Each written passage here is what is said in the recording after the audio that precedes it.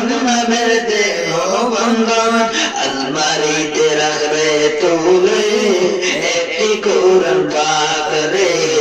আলমারিতে রাখবে তুলে একটি কোরআন পাক রে